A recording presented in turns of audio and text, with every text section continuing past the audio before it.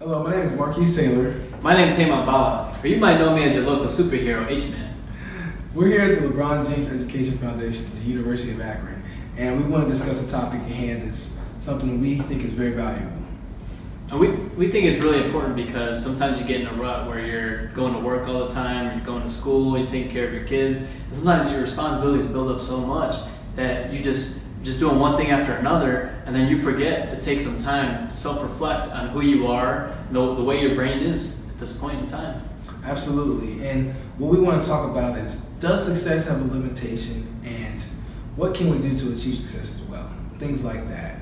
So I want to start off just talking about kind of a little bit of the psychology behind things and what type of things people are faced with and different ideologies like that. And I'll let you start to give your take about it and how you see it. So the way I see it is, right now, you might feel like you're more of a negative person or more of a positive person. When something happens to you, do you start complaining very quick? Do you always look at the good side of things when bad things happen? How do you view the world right now? And if you really want to reach success, you have to be more of a positive person, and you have to really believe in yourself. The people in your life are going to make a huge impact on it. Your parents, your friends. Are your friends always doing drugs? Are they telling you to do drugs? Do they even care about doing anything in life? That makes a huge difference on who you become. There's a saying that you are a mixture of like the 5 people that you hang out with the most. And that, to an extent, is reality.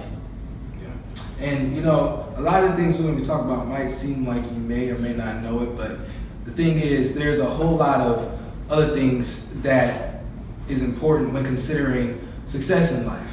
One, for example, people who come from struggle, you may think that they're less likely to succeed, but you'll be surprised. There is actually an old saying. They say that no rich sons are in the major leagues, which basically means people who make it to the major leagues have gone through struggle and turmoil and trials. It didn't start off with an easy life, and it's people who had the struggles are actually thankful for it. A lot of people who make it that way is because those struggles made them appreciate all the good there is in life, and they don't ever want to go back to it. They have a strong driving factor. They have the why. They don't ever want to go back to living the life and the struggle it was. Les Brown's a perfect example. He's a motivational speaker that I listen to regularly. He was born in an abandoned building, and today he's a multimillionaire. He's affecting lives and all things of that sort. And even Martin Luther King Jr., what a lot of people don't know is that he actually fell off of a 3-story building when he was a child and almost died. And a lot of things in society and through the universe, for whatever reason, when you go through struggles, trials, and tribulations, that translates into success. Nothing happens without resistance. A fire can't be started without friction.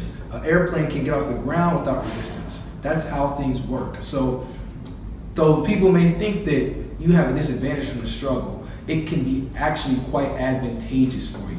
Your deck of cards may not be the same as everyone else, but you know they say it's how you play them, but it's also when you play them, it's also why you're playing them. What is your why? You might be going through something right now, actually, and if you think about it, right now, it might suck, but if you think about the future, maybe like a few weeks from now, or maybe even a few months from now, years from now, you'll look back on this and you can appreciate this. And if you think about that right now, that can actually help you get through this. And you realize it's actually better that you're going through these struggles because you can make these struggles your strength.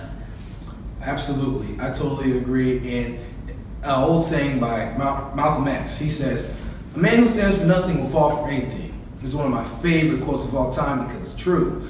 What you stand for in life is directly correlated to what you do and how far you go. And you know, as far as success is concerned, personally, I think it's really what you want from life. If you're looking for that, I just want to be around my friends and be happy, that's what you're going to get. Measuring success is unique to each individual. So if that's all you want, you have achieved yourself a successful lifestyle. No one's trying to tell you you should do something else or want more and things like that. It's what you want from life.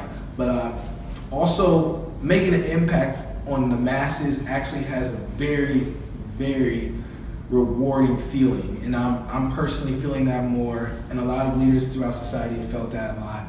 And you know, going back to the examples of Nelson Mandela, he was incarcerated for 27 years, and actually came out, became president of South Africa, and made a big change and impact that we're still feeling today. And there's so many people throughout history with so many examples.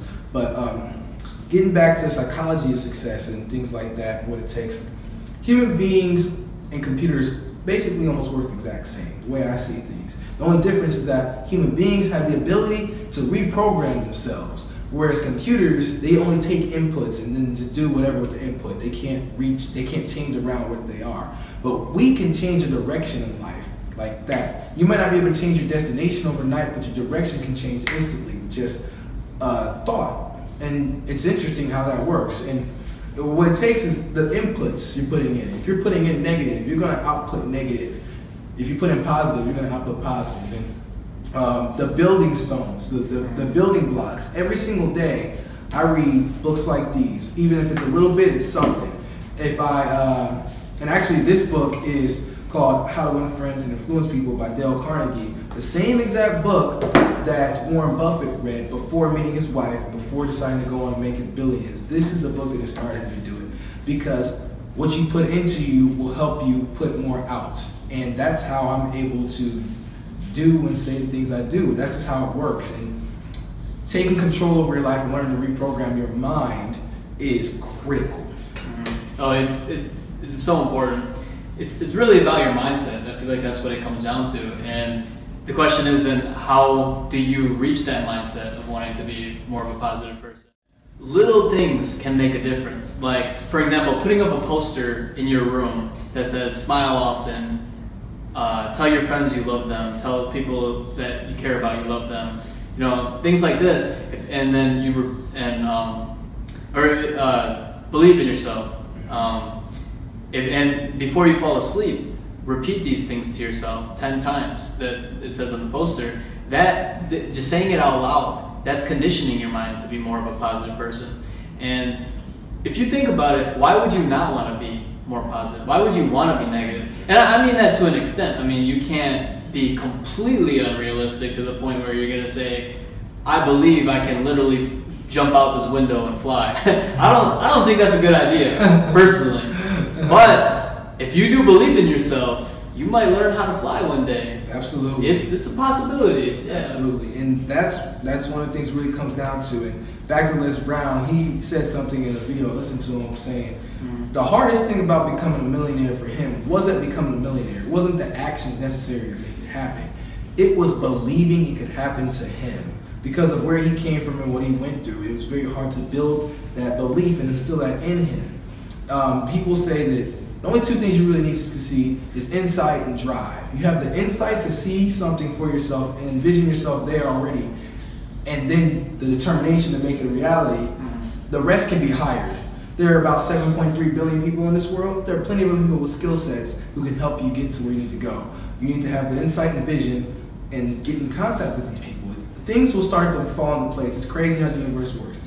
It's really interesting, actually, when people understand how the universe works in your favor, when you really start to take advantage of what's available to you. And another thing I want to talk about is the brick by brick concept.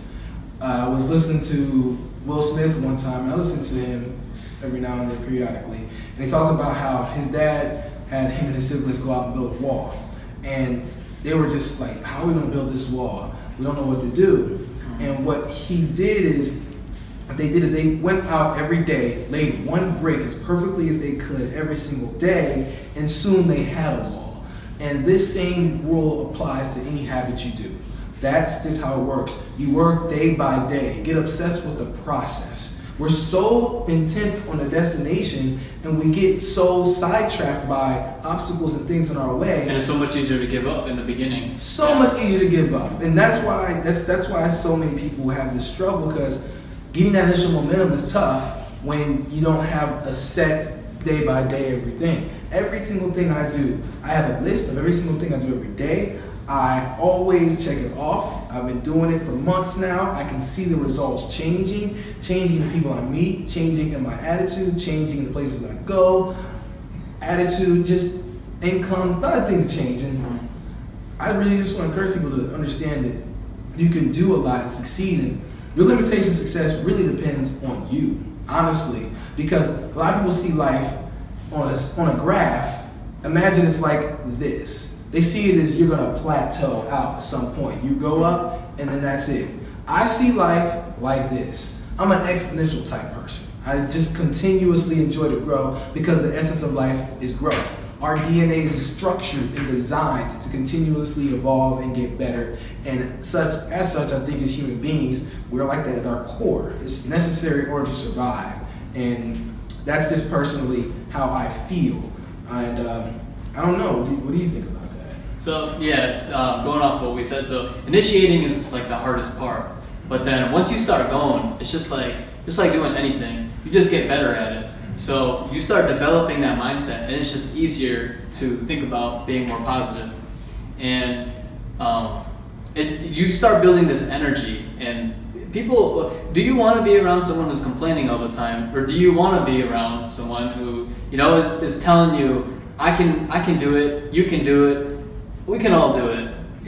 You want that. Positive energy is really attractive, and you build like this energy around you.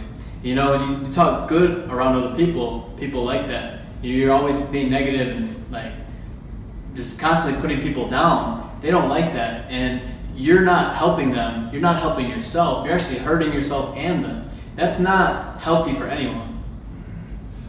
Yeah, and the way I see things basically is when you're looking to make a change in your life, your attitude determines your direction. It's just the bottom line. You could be living in the best environment with all the resources available to you, but if you have a bad attitude, your direction is not going to be in a positive one. So imagine if you're in the woods out by yourself and you're thinking, how am I going to make this happen? I don't know anything. You're thinking of all of the bad things that could go wrong instead of spending time directing your energy, because everything is energy, into something that can go right. And a lot of people, it's very easy for them to see what can go wrong. But by shifting your paradigm, the paradigm shift that happens in the mind into thinking about what must go right. That's how I see things. I'm choosing to choose to look at as much positive as I can, because it makes me want to go for it. It makes me excited to get up and wake up in the morning because I'm looking at where I will be. For me, it's a matter of certainty. It's not that it's going to happen, it's already happening. Because every single day, I'm in that direction for what I want in my life. And I'm the type of guy who writes down my goals. I say them to myself, I record them. I have mentors who help me stay focused, and I'm always feeding myself energy. It's like, what did I say earlier? Zig Ziglar has a really good quote. He says, people always tell me that motivation doesn't last, and neither does bathing. That's why we recommend it daily, because it's the truth. You gotta constantly keep feeding yourself all that, or else a lot of your momentum is gonna drop. Maintaining continuous momentum. Honestly, I listen to people like Anthony Robbins, Jim Rohn, Zig Ziglar, Eric Thomas, Bob Proctor. People who are motivational speakers, people may or may not know about them, but their concepts, what they have to provide with people, are very powerful for personal growth and development. And though it might seem like it might not mean anything or do anything, I highly encourage people to actually get involved and actually commit to doing this before they try to write it off. Because at least you can say you tried it. At least you can say you tried it. At least you say you went for it. And you don't want to wonder what if. I spoke to my grandmother the other day, actually today, and it was rough for her because she was, crying her eyes out about how she feels like she's not appreciated, and she worked so hard to get to where she's at, and things are going tough with the marriage and things like that. But she has so much she wants for herself, and she spends so much time in her life working for her family and getting out of the projects. And now she's older and doesn't have the energy and health to do what she wanted to initially. She put 32 years into the Hoover Company working for them to support her family, which I'm very proud of and thankful for.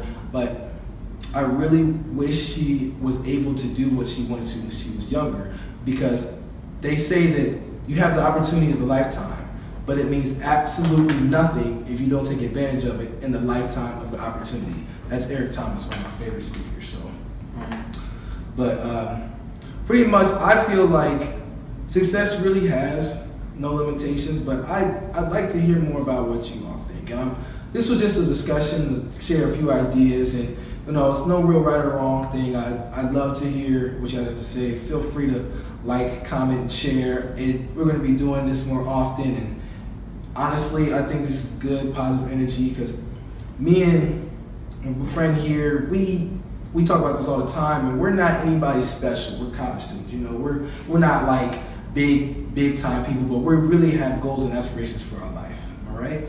Oh yeah. So, but with that, ladies and gentlemen, thank you for your time, and enjoy your life.